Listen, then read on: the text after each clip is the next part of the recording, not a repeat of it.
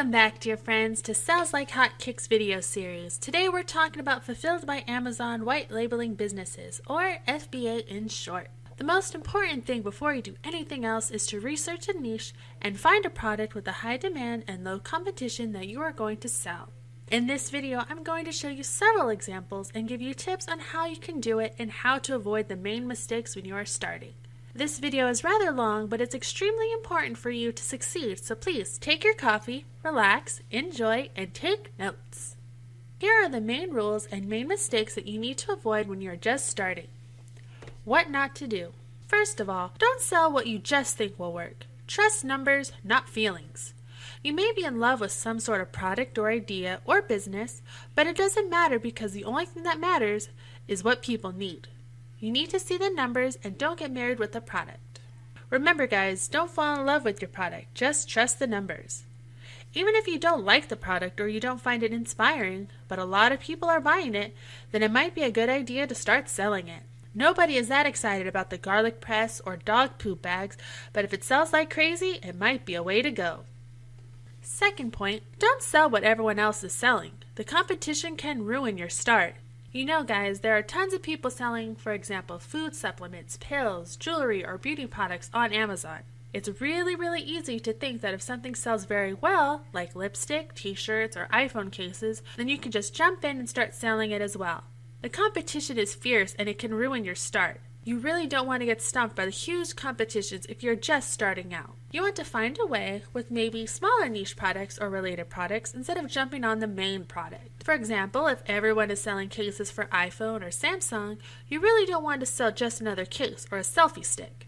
Instead, you can be selling related products, for example, a special case to stick your iPhone on the dashboard of your car. It will be very helpful for Google Maps, for example. So better things that are less popular may sell better with less competition. The next tip, don't sell stuff that nobody wants. Make sure demand is there. You can be creating a really amazing board game, but just nobody needs it. It doesn't matter if you love it or if your kids love it, you need to make sure there's a big demand there. What to sell? The best things to sell are the things that lots of people want, but not many other people are selling. Products with a big demand, but not so much competition are the best sellers. Here are the main rules for selecting a product. Write it down, it's super important. It must be meeting the following criteria. First of all, it must be light and hard to break during the transportation. Remember, you're most likely shipping from China or India, and in most cases, if something can break, it will. It must also be very light, preferably under 2 or 3 pounds. That's like 1.5 kilograms or less, to avoid excessive shipping costs. Then the product must be small in size. I suggest that it fits in a shoebox or smaller. Otherwise, it will be considered an oversized product and you'll be paying huge fees. Amazon doesn't like to deal with oversized products. Needless to say, oversized products are usually too heavy as well. The next tip is the product must not have too many moving parts. If your product is very complicated with a lot of moving parts, like a plastic toy with a motor and a lot of moving elements, it might break during the transportation easily, and you'll be getting a lot of complaints and refunds. Avoid complex electronics, books, and music. Needless to say, the competition is huge in those areas anyway, and you really don't want to sell just another phone. Avoid gated niches if you're not sure how to ungate the niche. A lot of niches in supplements or beauty are gated, which means only qualified sellers can start selling there. To ungate, you need to pass a complicated approval process, show your company background, present invoices from your offline stores, and it's really complicated to get started. I highly recommend avoiding these niches when you get started. Avoid perishable products. You don't want to sell foods or products like creams that will perish too quickly and may harm your clients. And of course, avoid risky products like firearms, weapons, fireworks, car parts, or anything that goes or touches your mouth like pills or silicone cups. Avoid products with high seasonality. That means if you are selling summer products like a hammock, it will get stuck without sales in the winter when nobody needs it. Avoid products that require too much approval, FDA approval, etc. If you are selling something in the food niche or supplements, your product might require a lot of approvals, and some of them may be produced only in the country where you sell. For example, if you're selling in the United States, your supplements must be produced in the United States. Nobody will trust some shady supplements from China, obviously. That's why it might be pretty hard to get those approvals and stay within all the regulations, especially if you're not from the United States and don't know the laws. Find products for which it's easy to find suppliers and easy to brand, which means you can easily put a logo on it. Also, make sure your product is generic enough so there is no patent on this product so you don't have any problem with other vendors that have a patent on this. You can use Google Patent Search to make sure there is no patent on the product you are about to sell. Obviously, make sure that your brand doesn't infringe or violate copyrights of other brands. Your brand name must be unique, and I suggest you register it with Trademarkia and Amazon Brand Registry. When deciding the niche, it's very important to analyze the top 10 selling competitors in this niche. Here are the rules that you really want to follow if you are getting into the niche to make sure you're only selecting the good niche. Write down these rules because they're really important. The average selling price for your item must be $20 or more. If your item is very cheap, then Amazon fees will be too high and the transportation and shipping costs will be too high. It is not worth selling on Amazon something from China if it costs less than $20. Your profit margins will be just too small to bother. If you produce in the USA and have less costs, then you can target $10 to $15. Another tip is to bundle 2 to 3 cheaper products together into sets and make sure the set costs more than $20. Second rule, the total sales in volume for this item across 10 competitors must be 3,000 units a month or more. You need to make sure there is a good sales volume going and there is a huge demand. If top sellers are selling less than 3,000 units, it means that this product doesn't sell well. Third rule is, on average, top sellers must be selling 300 units each month or more. That means that your competitors are all equally profiting and not just one guy selling everything and other guys are selling nothing. If all competitors are selling a good amount of units, it means if you jump on board, you'll be selling some as well. The next rule is there is at least one seller in the top 5 results with 50 reviews or less. This is a good rule to make sure that top sellers are not flooded with thousands and thousands of good reviews because it will be impossible for you to get there if everybody has so many reviews and you have none when you are just starting. The last rule, there is at least 3 sellers in the top 10 results with 50 reviews or less. Again, this helps you to jump on board. If there is some space for people with less than 50 reviews, it means there is some room for you as well. Our member area in tools of Sells Like Hotcakes will help you identify that. Let me show you a couple things, but before I do that, I wanted to show you one helpful site which is called camelcamelcamel.com. Yes, it is 3 times camel.com. Which helps you identify profitable niches on Amazon. If you have no clue at all which niche you're going to go after, then Camel can help you get started. For example, right now at the time of my recording, in the category baby products, I see that car seats, strollers, bicycle seats are selling pretty well. So I'm going to analyze seats with my Sells Like Hotcakes bestseller tools. But we'll get back to that later.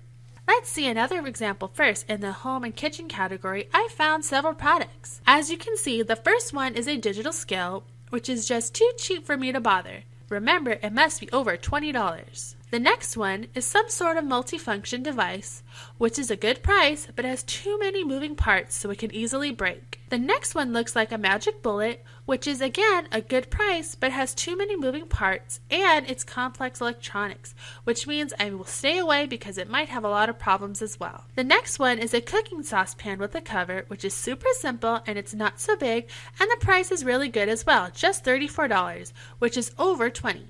And it sells really well, so I might check it out. The last one is a cup, which is too cheap for me. Let's check this cooking saucepan with a cover with my Sells Like Hotcakes tools. I go to the bestseller finder in Sells Like Hotcakes, and I'm going to choose Amazon USA and category, all categories containing kitchen, and search for saucepan. Now you see, it found for me all the top selling saucepans. There are many of them and they're selling really well. You can see here estimated monthly sales, estimated monthly net. The prices are really high. All of them are higher than $20 or close to $20, such as $19.99. If you scroll down, there are some stats that will help us identify it.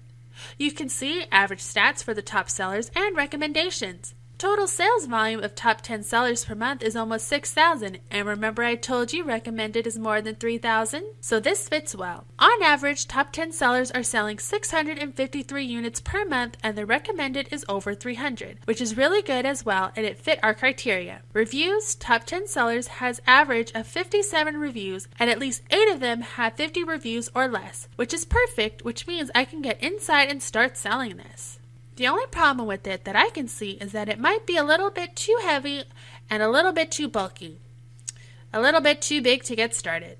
I'm not sure what is the exact size of this product, but it might be pretty big, so you need to make sure that it's not oversized, so you're not charged for oversized when storing it in Amazon market warehouses. Like I told you before on Camel, I found some baby products and seats. Car seats, bicycle seats. You see, the car seat is too expensive and the stroller is just too big and too bulky. So I might want to check the bicycle seats, which are smaller and cheaper than the stroller and cheaper than the car seat, and they're not so big as well. I use one with my daughter and it's fun. Let's research that with our tool. I switch back to Sells Like Hotcakes members area and I go to Amazon and I search all categories containing child and search for seat. You can see I found a lot of seats and most are for bicycle. You see, they are pretty expensive. They are not as big as the car seats and not as heavy, and of course, they are obviously cheaper and smaller than the stroller. So let's check how well they sell. I scroll down. As you can see, total sales volume of the top 10 sellers is 3,469, which is higher than 3,000. Pretty good. So there is some demand for it. On average, the top 10 sellers are selling 385 units per month or more, which is over 300. Pretty good. And you can see the top 10 sellers have just 12 reviews and 9 out of 10 have 50 reviews or less, which is perfect. This product might be a good idea to get started. It's pretty expensive and it's not as big and not as heavy. It will probably come disassembled in a smaller size package. It doesn't have too many moving parts, so the only problem you might have is it's still pretty much too big, so it might be oversized even when packaged. You need to make sure that it's not too heavy and not too oversized. Now let's check the prices on Alibaba to compare the prices you are selling and the wholesale prices. Here's a similar product I found on Alibaba just through the quick search using our suppliers tool. As you can see, they're selling them for $14 per unit, and on Amazon, similar goes for $64.79. So you see guys, there's a huge profit margin. You can order these seats, 14 plus shipping, so you'll probably spend about $25 tops, and then you're selling for $64, so your profit margin is like 100%, which is pretty cool. Remember, you must make at least $10 in profit on each unit after all expenses are paid. I hope you found this video helpful. I don't want to make it too long because I gave you so many rules, so many details, and I hope you'll watch it several times and take notes because what I told you is very, very important. But most importantly, avoid so-called analysis paralysis. A lot of new sellers get stuck in the research stage looking for ideal products. There'll never be one. Just take action, start selling, and succeed rather than spending 6 months trying to find $1 million gem. If it doesn't sell, so what? You ditch it and launch a new one. Among 5 products, you will get at least 2 that sell great, 2 that sell okay, and 1 that does not sell, and you can give it away as a bonus to get rid of it and scale up your top sellers. Take action and start your sales. That's my tip of the day. I hope you found this to be helpful, and I'll see you in the next videos. And if you're watching this on YouTube or Facebook, please make sure to subscribe so we can stay in touch, and share the videos with your friends that might benefit from it too. I'll see you in the next videos. Bye!